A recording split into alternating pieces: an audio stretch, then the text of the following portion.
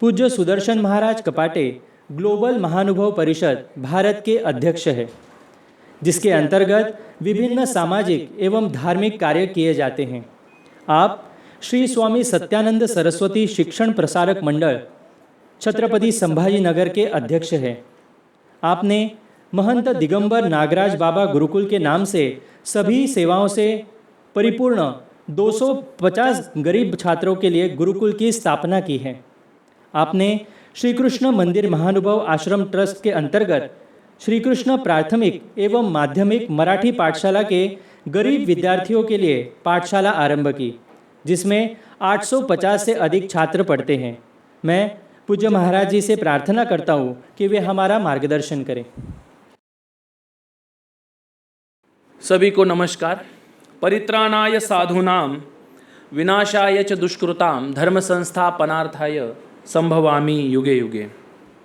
द्वापर युग के भगवान श्री कृष्ण चक्रवर्ती महाराज एवं कलयुग के ईश्वर अवतार भगवान श्री चक्रधर स्वामी जी और इस हिंदू जन जागृति समिति के गुरुवर्य श्री आठवले जी, इनके स्मृतियों को मैं पहले वंदन करता हूँ। मंच पर उपस्थित श्री जय कृष्णन जी, श्री राम ज्ञानीदास महाराज जी, श्री भागीरथी महाराज जी और यतिमा चेतनानंद सरस्वती जी, और यहाँ पर उपस्थित आप सभी बुद्धिजीवी तमाम हिंदुओं को मेरा नमस्कार। सनातन हिंदू धर्म के अंतर्गत आने वाले इस महानुभाव संप्रदाय की ओर से आदरणीय श्रद्धेय महंत नागराज बाबा, इनकी आज्ञा से ग्लोबल महानुभाव संघ का प्रतिनिधित्व करने हेतु मैं यहाँ पे एक हिंदू इस भूमिका में उपस्थित हुआ हूँ। सबसे पहले तो मैं आप सबको एक बात कहना चाहूँगा और फिर हम आगे बढ़ेंगे। हम उन तमाम पंथों में, विचारों में, आचरण पद्धति में, पूजा पद्धति में जो विघटित हो चुके हैं, उस विघटन के कारण हम खुलकर हिंदू कह के हम आगे नहीं आ पा रहे हैं। और इस पद्धति के कारण और इस बात के कारण हमारे आने वाली जो पीढ़ियाँ है, वो आने वाली पीढ़ियाँ भी हमारी ही तरह खुद हिंदू कह के प्राउड महसूस नहीं कर रही है। मित्रों, इस विषय में हम सब ने अतिशय गहनता से चिंतन करना बहुत ज़रूरी है। सनातन हिंदू जन जागृति समिति का आज इस वैश्विक हिंदू राष्ट्र सम्मेलन के आयोजन हेतु हम सभी की ओर से और महानुभाव संप्रदाय की ओर से मैं अभिनंदन करना चाहूँगा कि इस हिंदू राष्ट्र की विचार की शुरुआत इस संस्था ने 12 वर्ष पहले की हुई है। सुबह ही मैंने बीज भाषण में ये बात सुनी।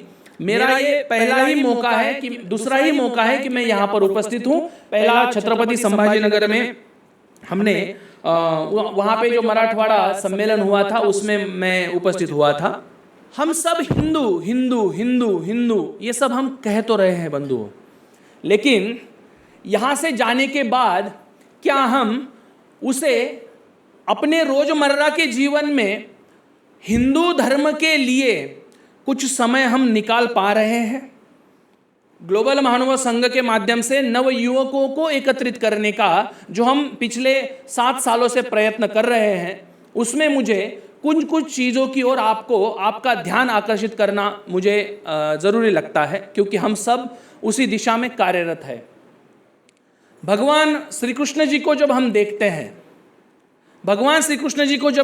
हैं और छोटे बच्चों को हम जब सिखाते हैं, तो हम उनको सिखाते हैं कि भगवान श्री कृष्ण चक्रवर्ती जी ने एक उंगली पर क्या उठाया था?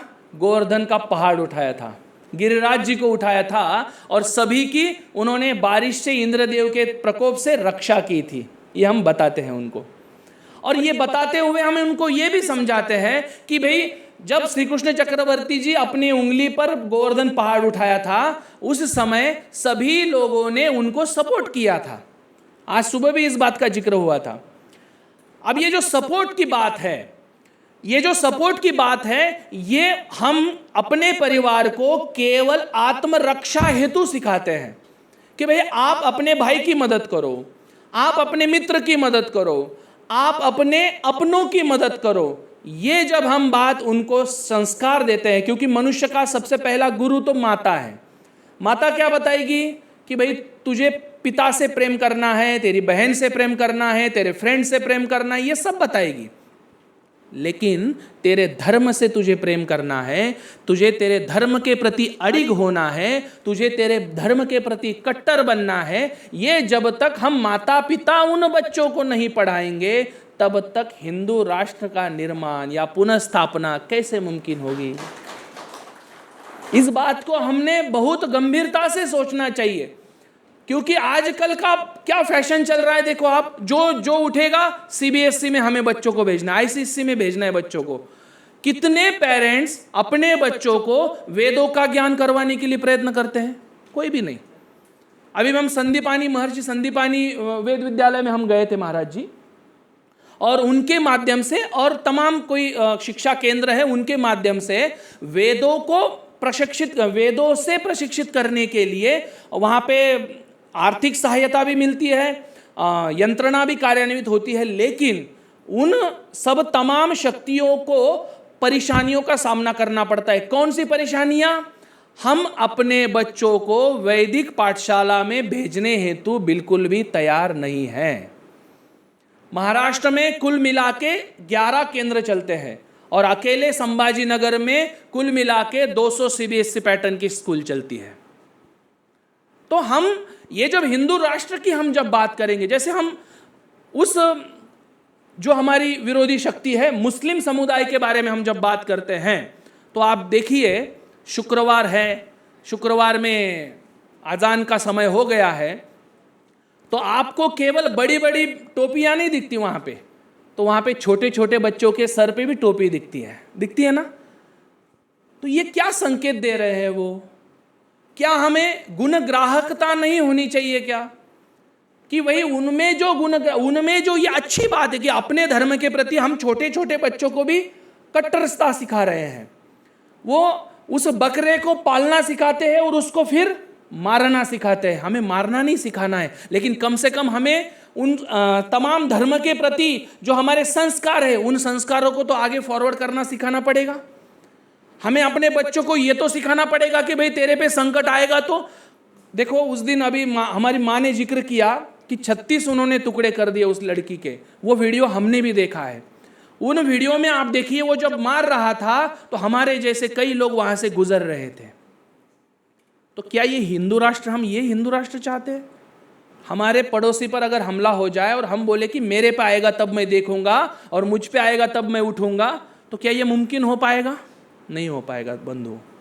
जब हम संस्था के माध्यम से युवकों को जागरूक कर रहे हैं, उन युवकों ने हमारे सामने गंभीरता से यह प्रश्न उठाया कि अगर कोई मुस्लिम लड़का या कोई मुस्लिम व्यक्ति अगर रास्ते में तकलीफ में है तो उसको साथ में 10-15 लोग तुरंत आके खड़े हो जाएंगे, और हमारा अगर कोई भाई परेशानी में है तो हम उसको देखेंगे और आगे निकल चले जाएंगे। क्यों? हमें तो बहुत काम होते हैं, हमें ये काम महत्वपूर्ण लगता ही नहीं है। क्यों?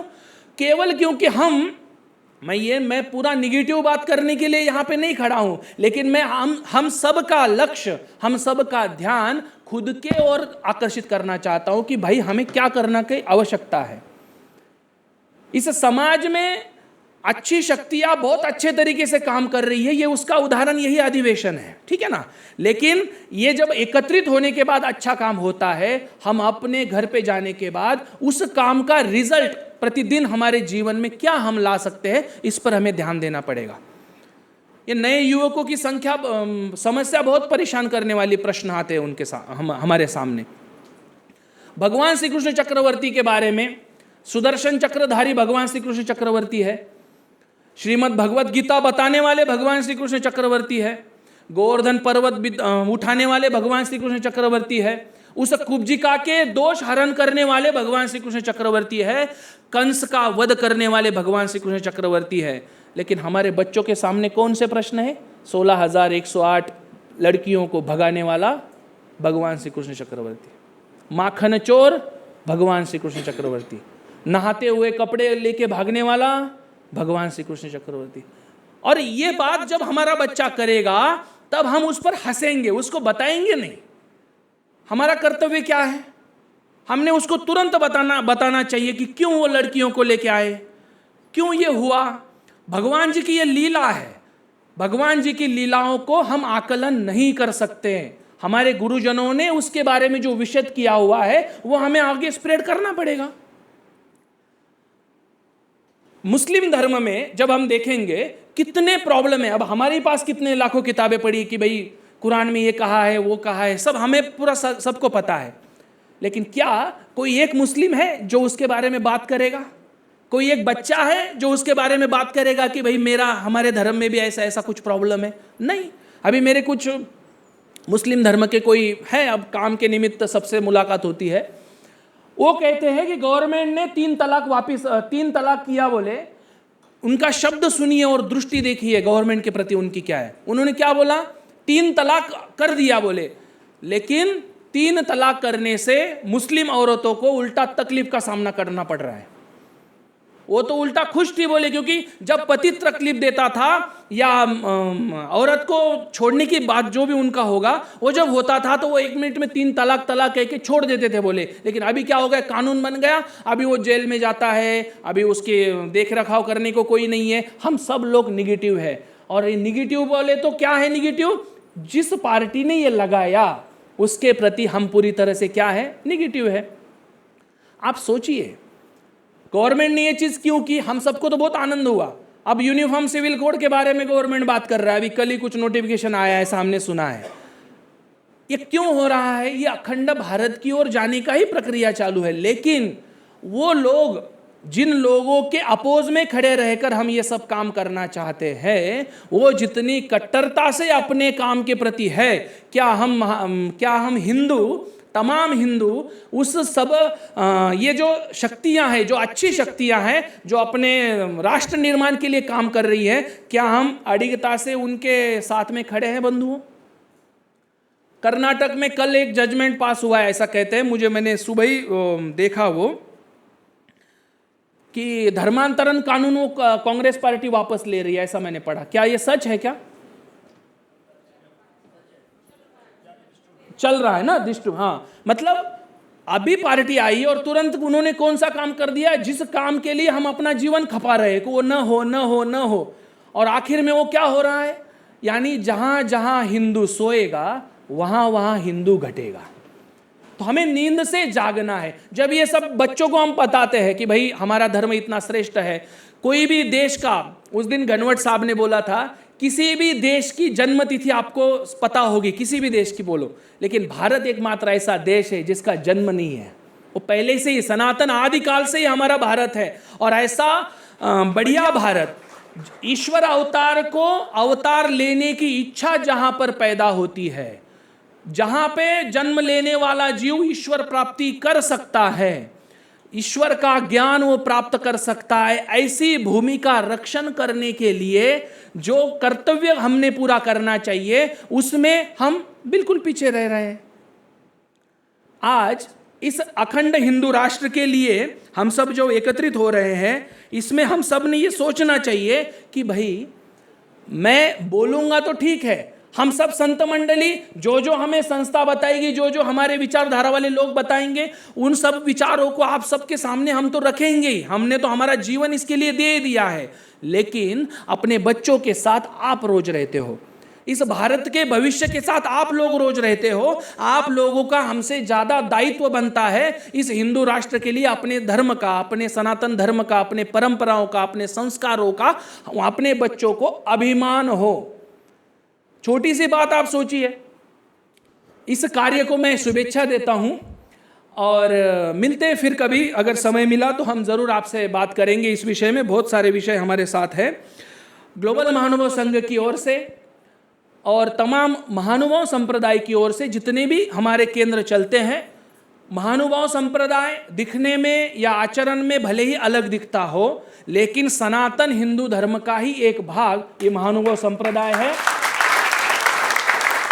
और हम इस सनातन हिंदू धर्म के उत्थान के लिए, पुनर्स्थापना के लिए जो भी कहा जाएगा हमें, हम सब अडिगता से आपके साथ है। इसी बात के साथ मैं अपने शब्दों को विराम देता हूँ। नमस्कार।